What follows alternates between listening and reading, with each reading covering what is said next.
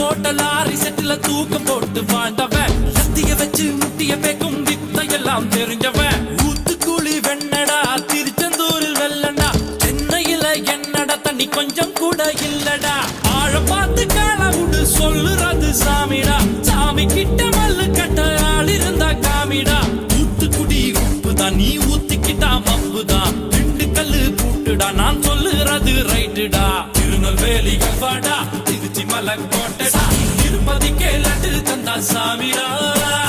இருட்டு கட்ட அல்வாடா இட்லி கட்ட ஆயாடா உருட்டு கட்ட சத்தம் கேட்டா சாமிடா